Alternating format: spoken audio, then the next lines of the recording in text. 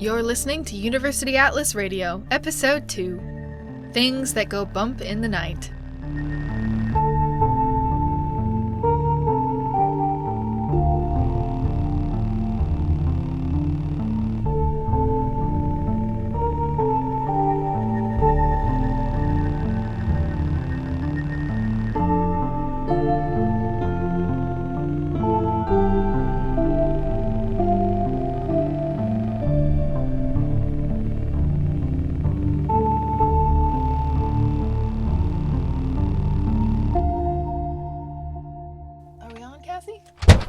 I'm here. Shh. Sorry. Fitz, we're recording.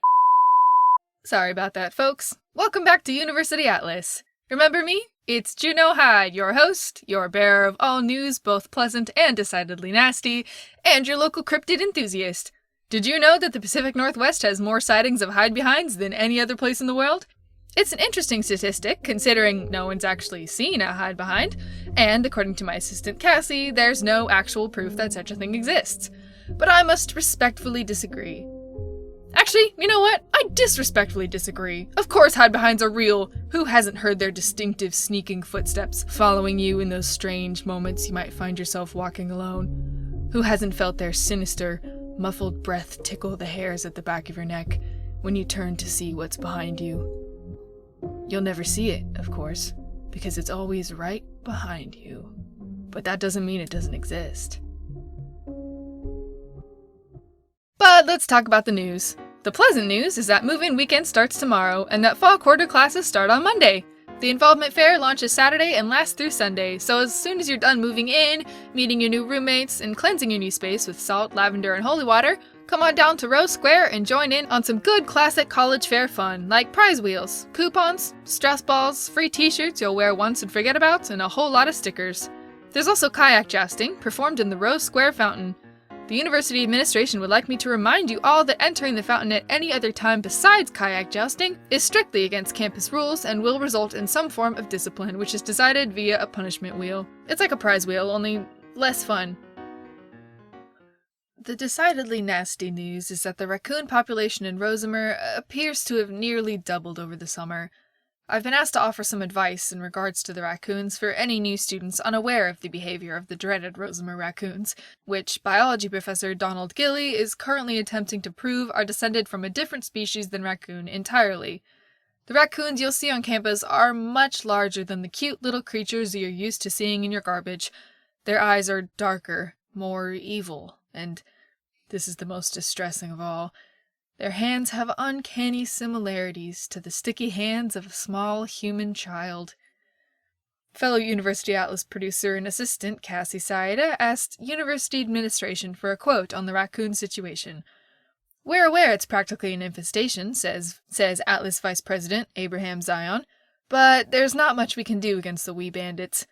Mr. Zion said they're increasing Professor Gilly's research staff, and that the sooner we can prove these aren't raccoons, the sooner we can take real action. Mr. Zion did not respond when asked if he thought the raccoons were actually lesser demons in disguise. Stay tuned for more updates. To the new students, please keep away from the raccoons. Yes, they're adorable with their little masks and striped tails and their waddling runs, but don't think for a second those beady little eyes aren't busy plotting our universal demise when they watch you from the dumpsters. The raccoons are smart. Too smart. They've managed to find a way through the locking dumpsters. They've squeezed through the air vents into the laundry rooms to steal every single left sock from the laundry piles. And last year they intentionally loosened certain bricks in Rose Square so the skateboarders kept tripping. Will they steal anything that isn't bolted down with their tiny human hands? Yes. And for those of you considering bringing bikes to campus, consider also using the bike lockers provided near your dorm communities or keeping it behind a locked door. Do not, under any circumstances, leave it simply padlocked to a rack. If they don't pick the lock, the raccoons can and will dismantle it piece by piece and carry the parts into the woods. The raccoons haven't yet figured out how to ride bicycles, their little legs are too short, but Professor Gilly estimates it's only a matter of time.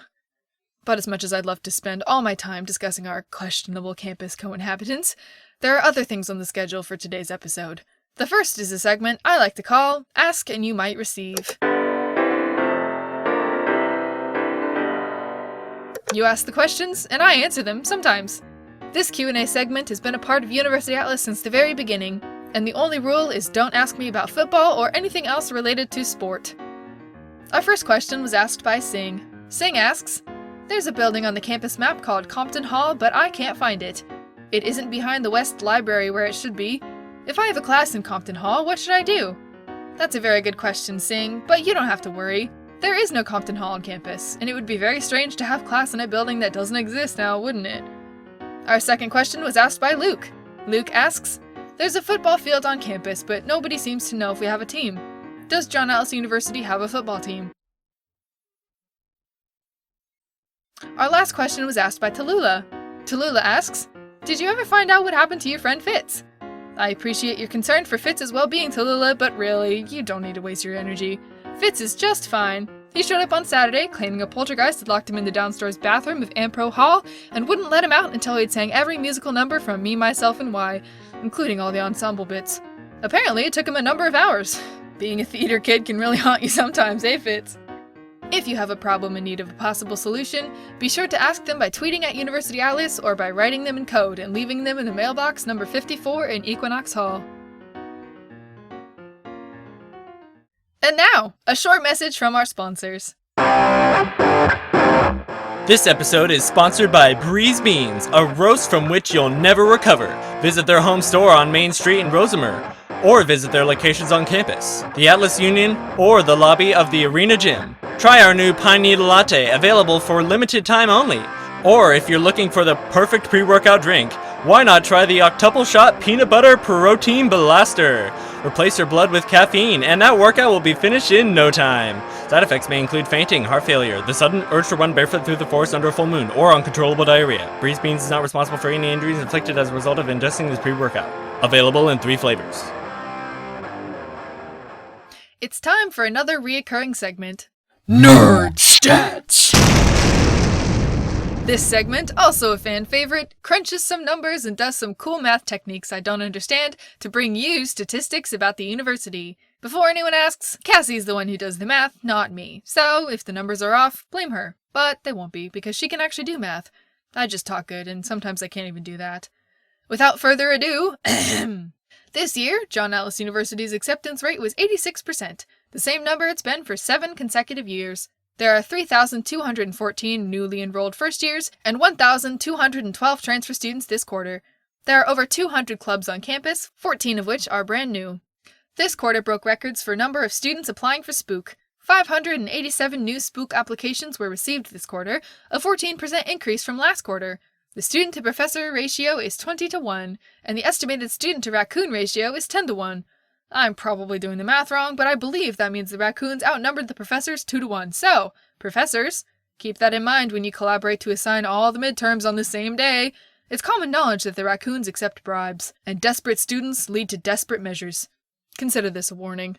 During the 4 consecutive orientation weekends, exactly 4,740 slices of salmonberry pie were consumed in the dining halls by new students and their families. Based on last year's statistics, you have a 23% chance of being haunted, witnessing a manifestation, or otherwise becoming involved in ghostly activities this quarter. The good news is you've only got a 0.6% chance of being injured, possessed, or hospitalized, and in the unlikely case of that happening to you, John Ellis University will cover all health-related bills. You might not be able to get an extension on your assignments, so keep that in mind, and be sure to read each class syllable in detail for late work policies. But now let's talk about Spook. I received a lot of questions about the Spook organization, the teams, the qualification processes. I'm here to ignore all those questions because all the information you could ever need and want is available on the university's website. But I do want to talk about ghosts, because if there's one thing I love researching and discussing more than cryptids, also known as unique supernatural manifestations, it's undead spirits. So I thought I'd share my first Spook experience to give the newcomers a taste of what this year might look like on the most haunted campus in America, and also because it's my most interesting ghost encounter for reasons you'll soon understand. It was a normal evening on patrol.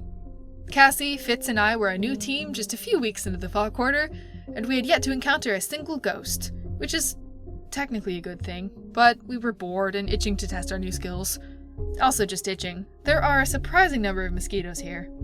The ghost lamps were glowing, and you can never quite understand just how eerie ghost lamps can be on a foggy night until you've seen them. Their blue glow is magnified in the mist, and the lamps themselves seem to disappear, so you find yourself in an endless, soft blue void. You can see the ground and the distant outlines of buildings, and yet the mist is bright enough that you'd never see a ghost coming, which sort of defeats the purpose, now that I think about it. This particular night, we decided to walk through the art gallery, as the motion sensors in the art annex kept tripping. Nothing was showing up on the security cameras, and we thought it might be an issue with the tech, so we went to investigate. I also wanted Fitz to get spooked by the mannequins on the 3rd floor, as I'd been spooked myself the year previous during a rather disastrous ghost hunt of my own that I really wasn't equipped for. I didn't die, as far as I know, so it all turned out alright, but I wouldn't recommend solo amateur ghost hunts. And that's not just the university telling me to say that. It can be easy to forget how dangerous spirits can be, especially when you've convinced yourself you're prepared.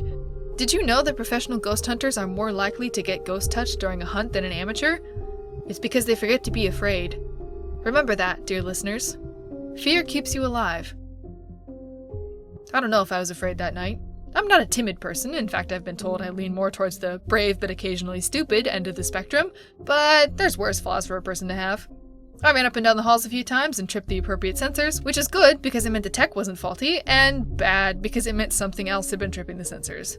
So, Fitz and I started sweeping the building, using our EMF scanners and UV flashlights to clear each room while Cassie watched the security camera feeds. Turning on the lights can encourage a ghost to remain hidden, and since most ghosts are capable of shorting out the electrical circuits anyways, we left them off. For almost an hour we patrolled, and saw nothing, felt nothing, heard nothing.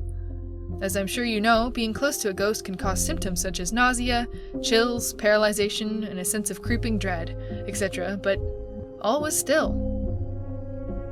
I do remember that my skeleton was itching. You know that feeling, being overcome with the urge to unzip your skin and rearrange your bones until they feel better.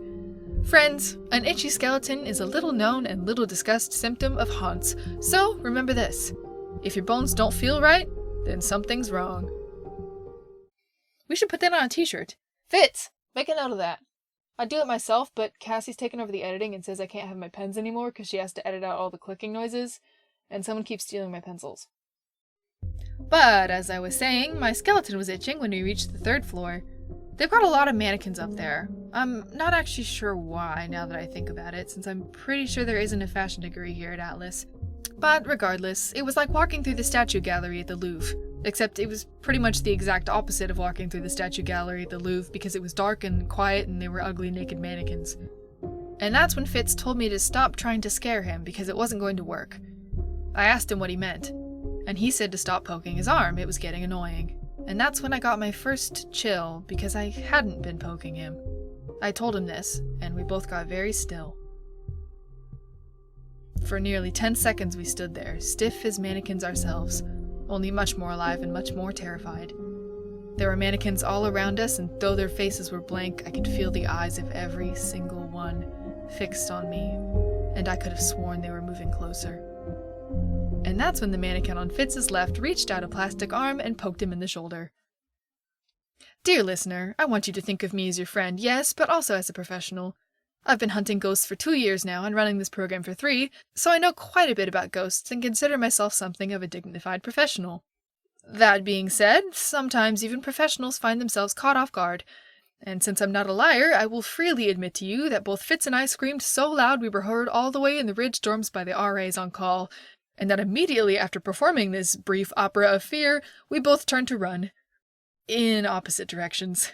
Neither of us got very far. One of my laces got untied, I tripped and fell directly onto a second mannequin, setting off a sort of domino effect down the hall and burying our exit door under a mound of plastic limbs and blank faces. Fitz actually had it worse, believe it or not. The strap of his backpack snagged the moving mannequin's hand, and as he ran, it collapsed on top of him, knocking him to the ground and pinning him under its haunted plastic body. We discovered later the ghost was, in fact, a copycat ghost, also known as a fraud, a rare spirit that imitates real works of art with perfect accuracy, sometimes for years without being discovered. I have no idea how long this copycat had been imitating a mannequin in the art annex, but we dealt with it soon enough. After Cassie came to our rescue. She'd been watching us on the security feeds and saw the mannequin moving, only it must have been interfering with our walkie-talkies because she hadn't been able to reach us, and it definitely wasn't because I may have forgotten to charge them. Regardless, she burst through the door like my roommate's cat at 6 a.m., threw a lavender bomb down the length of the hall where it burst directly on the mannequin, and, after pulling Fitz to safety, drew a salt circle around the half-melted body to contain the ghost until we could recuperate enough to destroy it. So, there you have it. My first official ghost encounter as a member of Spook. Speaking of Spook Tryouts, I received multiple questions about the tryouts themselves and what sort of tests you have to pass to get hired as a campus ghost hunter. To that I say, nice try. You're just gonna have to see for yourself. They change tryouts every year, so even if I wanted to tell you what to expect from tonight's trials, I wouldn't. All I will say is, you want to make friends with your new teammates quickly. If your team passes and gets selected, you're going to be stuck with them for a while, so you might as well try and get along. And the sooner you learn to trust them, the better you'll do. But I'm afraid that's all the time we have today, friends. Remember to visit Breeze Beans for that tasty pine needle latte, or to try the peanut butter protein blaster. I tried one yesterday and it was delicious. At least I think it was yesterday. Was it yesterday? It's Monday, right? No, it's Thursday. I think I might need to go to the hospital. Yeah, let me wrap up here and I can drive you. Also, a brief reminder that Saturday night is the move-in celebration. Starting at 6 o'clock, get ready for a night of games, parties, and events put on by your resident advisors to help you get to know your new dorm mates, including a campus-wide scavenger hunt. All students are welcome in the dining halls, meal pass or no, to partake in the wonderful meal being prepared by our staff. Entree selections will include roasted turkey, vegan meatballs, veggie and couscous salad, and fried cod. For dessert, dirt cups. Don't worry, they're not actually dirt. I think. Remember those chocolate pudding, crushed Oreo, and gummy worm snacks you used to beg your mom for as a kid? Those will be served through Monday, and friends, a word of advice from a third-year student, the dessert table is usually picked clean by 7, so if you're like me and rely on sugar to operate, don't dally. Last year we only found 3 dirt cups with real worms, so you don't have to worry about that either. Probably. Thanks for listening to University Atlas. Now, I've got to go deal with this potential medical emergency, but allow me to wish you all good luck with move-in weekend. And the RAs would like me to remind you not to ask them for the Wi-Fi password because they don't know it. Nobody knows it. This is Juno Hide, signing off.